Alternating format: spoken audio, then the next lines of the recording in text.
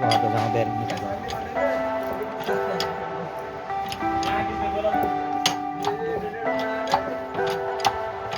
Leave me, baby, don't wanna fall again.